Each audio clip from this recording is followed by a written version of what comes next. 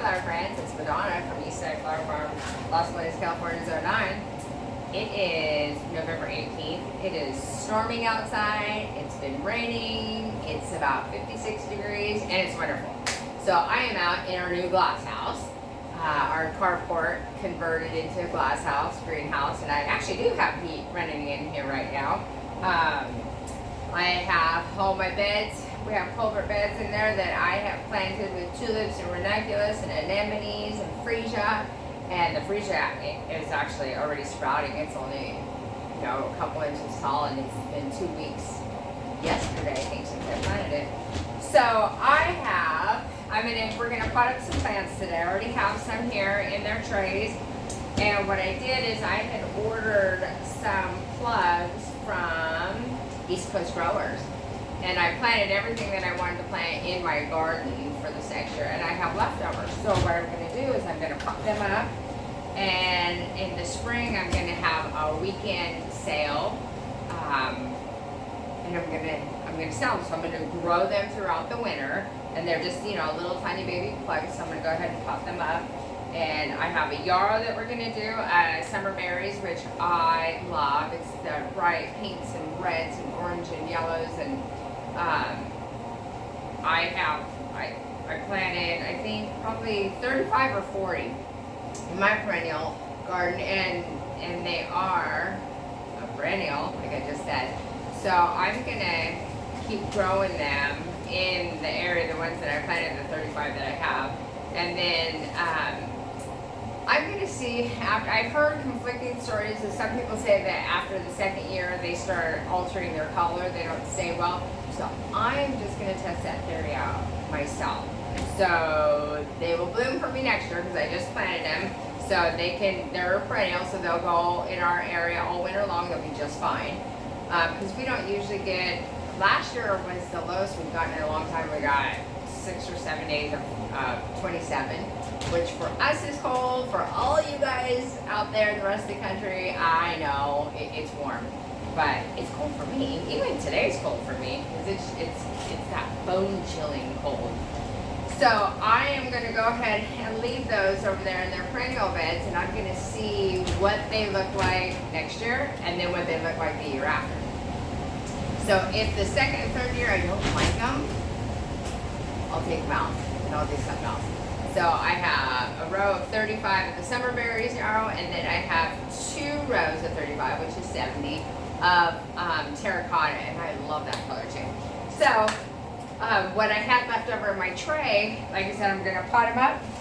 So I have these little pots. They're probably 3.5 by 3.5, I would guess. Maybe 3 by 3. I always thought, I'm a hairdresser. My career is a hairdresser, and so I part-time flower farm, and it feels like a full-time job also. But so just from hair and my comb, I know that from my knuckle to the tip of my index finger is 3 inches. So the pot's about 3 by 3. And then I have these great little trays that I got that just fit each container in there, so they hold nicely. Each one holds 15 of these, and so these are already done. So I'm just going to show you how we pot them up. I have my bag of soil. And when I did each one of these bags, I figured, so this is a 1.5, 1.5 cubic foot, this bag. And I always use the black gold. It's for germinating, seed germination, or cuttings, and I love it. For me, I start all my seeds in it. If I'm not soil blocking, I don't use it for my soil blocking. I use Fort V compost. So I have always used this. It's just really good. We have a grocery store here in our area, about 20 minutes north of us, that I go and get from them. So each one of these bags, I figured, does 4 of these trays, which is 60 plants. So I just take my little, okay, this is like the best tool ever. I just have a little Swiss Army knife that I keep in my pocket whenever I'm outside. It's fantastic. So I just cut a little X in the top of my bag, and then I just start scooping in. It's super easy. I try to make this as painless as possible. because sometimes it can be a really big process. And I have probably 1, 2, 3, 4, 5, 6, 7, 8, 9 trays already done. So that's a lot of trays, and really if you just scoop it up, it goes really quick.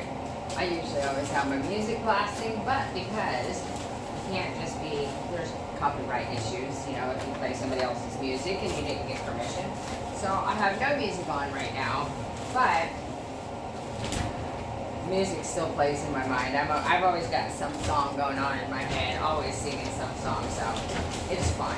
So I just really, you know, I just scoop this up, kind of level it off. And I'm not looking for perfection here. I'm just trying to get them, you know, level. I just take my hand, go across. It's pretty fast. What I'll do is I'll pull this down and just kind of, you know, you get chunks in it, so just kind of break it up in your hands. It's really, I don't mind this at all. It actually goes really quick once you get into your groove. You know, it's a relatively quick process. I do wonder though if I should have planted more in the ground. That's the part I'm always really hesitant about, of whether I planted enough or if in fact I did plant too much. And of course I never know that until the next spring. And as of right now, I think I have enough because, you know, I have quite a bit. But then when I look at all these that I'm potting up, I'm never sure. But now the thing to that is if I don't have enough next spring, well then I'll just take some of these.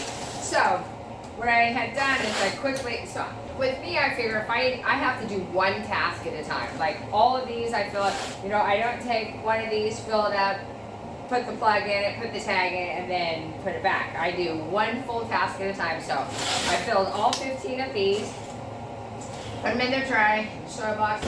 So now I'm gonna come over here and I have the rest of my yarrow. Like I said, this is summer berries, and this was just more than I already had enough planted outside. So to pot them up, so I have 15 laid out here, so I'm just going to take my plugs and I just set them right on top, and I'll have 15 of them. And I am a huge fan of yarrow. I love yarrow. I did not start growing yarrow in my garden until probably 4 years ago. So before I start flower farming, this is my 4th season that I'm starting right now. So before I started that, I've always been an avid gardener. I have, I think, 350 roses in my garden now. I have, my personal yard garden is huge. And so I have always loved flowers and planting and giving them away and making pretty stuff with them and smelling them. So next task, I just finished. So anyway, like I was saying, I love yarrow. It is so beautiful. And it blooms, and then I cut the bloom down in the spring. You know, I cut it all the way back to the ground, and usually in the fall it starts blooming again. And then for fall cleanup, I cut it all back down to the ground, and then it just keeps growing. And I love yarrow. I always want it in my yard. So now what I did is I just took my plugs and I set them on top of each little pot that they're going to go in. So here's the master part. All I do, so again, here's the plug. Aren't they cute? Look at this. They're itty bitty tiny. So they've kind of been in their pot a little too long. The roots are kind of getting, oh, find you there. The roots are getting real tight in there, little root bound. So these probably should have been potted last week, but we're doing it now. So here's the little plug. And then here's my finger. So I know if I go down in the pot, if I stick my finger in there, all the way up here, I know this is going to plop in. So now I'm going to show you the tricky, not so tricky part of what I do. I make it real easy, and I just simply take my finger, stick it down, plunk it in. So this is like so easy. I don't sweat it. The plug goes right into the hole. I just stick my finger all the way down, plop it in. That one, it's really, I don't make that much work out of it. I know some people can really do a lot of work, you know, where everyone has to be absolute perfect. These go in really good. So what I did is, when I know I'm going to transplant them, I do not water them that morning. because they're so much easier to plunk in. If they're a little bit firm, you don't want them soggy because then the roots just kind of, as soon as you push them in, the roots just splay out. So you know, they're not super dry, but they were watered yesterday morning. So I just go along, poke and flop, poke a hole, plop them in there. So then I go through each one. Like I said, I finish one task at a time. So then I just pinch the dirt all around it because I did not do that the first time. I just, like I said, one task at a time. So I firm the dirt, the soil around it, and then I just plop it down, and then it evens out the dirt, nice and level, and that was another tray. So I'm getting a little full here, so I'm gonna set that down on the ground. So I'm gonna come back over here. Sorry about that, guys. I was gonna get another tray. So after this, I have a few more to do, but I'll do it off the camera. So I did all these. So I have right here, I have Russian statice or rat tail statice. And I don't know if I'm going to pronounce this right, but it's Sawaroi or Sawaroi. Rat tail is so much easier to say, but it's like long spires of kind of bluish purple. I've never grown it before. This year I'm giving it a shot. So after I do all this, then I go and I label everything. So again, then I do all my labels at a time. I know if I need 45 labels, I lay out 45 and I put status on the front and Sawaroi on the back. So everything has their own label. So I'll take these, as soon as I finish them all, I'll take these outside and I'll water them in. And if some of them need a little bit more dirt, I'll fill it in.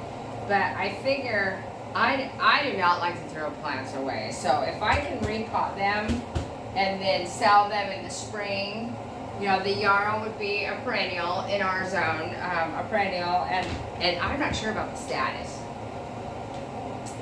I don't know if it's an annual or if it will come back in our area, so I'll learn next year when I start cutting it and I start seeing how it performs. And then I'll do some research to see if I can sell it as an annual to my customers here.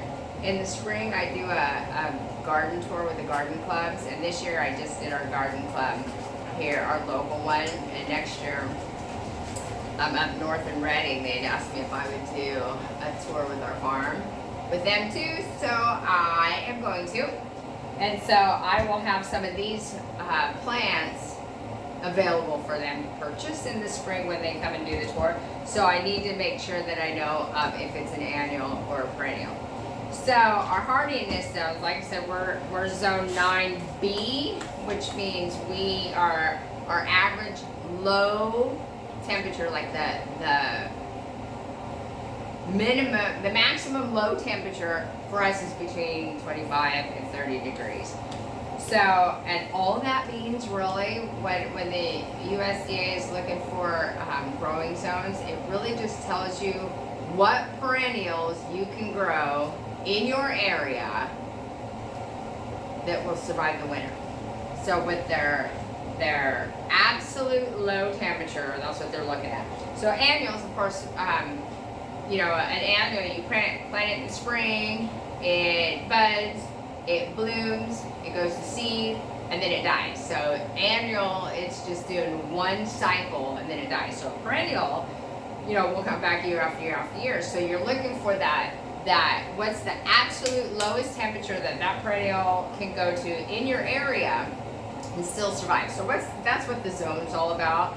Otherwise, as far as like growing, you know, do you put it in the sun? Do you put it in part shade? You know, will it take full day sun? Will it take full day sun in the south compared to the full day sun to us? Anyway, there's all kinds of stuff to learn to it. So it's not as simple as saying I'm in zone 9B, because even where our house is right here, we have a forest basically in the back of us with a water that runs through it, and it is green all year round. So it's its own little microclimate.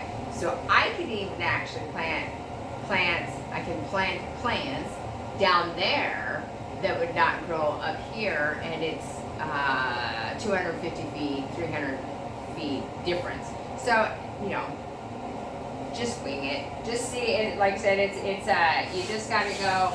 Okay, I have this perennial. Obviously, if you go somewhere and it says it's for zone 5, it's not going to survive in our area because we're too warm in zone 9. So anyway, back to the plants now. That could go on and on forever. So I have 1, 2, 3, 4, 5, 6 trays. I have a lot of Astatus, and I might plant some more because I don't know why I didn't plant more. Now I'm starting to get a little bit nervous. And then my yarrow, and so I have also planted up some echinacea. I planted up some Monarda. I love Lamada. I love it. It smells so pretty. The little flowers. There's a red flower, like a poof, and bergamot. They call it bergamot also, or purple or red. I grew it for the first time this last year. I love it. I love the leaf. I love the little flower, and I love the smell of it. So I'm gonna wrap this up. I'm gonna finish. I have one, probably 2 or 3 more trays. I'm gonna show you something real quick. So I got you guys high up here on a pedestal. I'm gonna take you down, and I'm gonna show you in my little greenhouse, glass house. We actually do have heat. So we have this little guy running right now. I'll show you. Propane heater. Ooh. And it feels good in here. It feels really good. And then I'll show you what Wally did. Okay, I'm gonna actually, hey guys, I'm gonna actually take you off here just a second because I want to show you something else. So Wally's just been doing this. I'm gonna flip you around right. So he put lights up in the little glass house, which is ran over here. We have no electricity out here. So here's a little battery. Got the wires hooked up. Got some switches over here for some inside and outside light. And it will be solar charged. Of course, today there's no solar because it's cloudy. So here is what I've been doing all morning. Potting up, potting up, potting up. And then I put some over here, and here's the culverts that I have planted. And here are my freesia that are coming up. So we're still under construction, but for today, this is working out wonderfully. And I will continue to pot. I still have to label this tray. I have this one, I have one started. And so I have my tags and my marker right here, which I'll continue to label. And that will wrap up. I think this is it. This is all I had left. That will wrap up my potting up. I have a little bit left right there and a few little status left right here, and then I'll call it good. And then I'll leave them out here, and I'll keep watering them during the winter so that they're nice and big and full for spring. So, all right, you guys, have a great day. I'm going to sign out, and we'll talk soon. Bye-bye.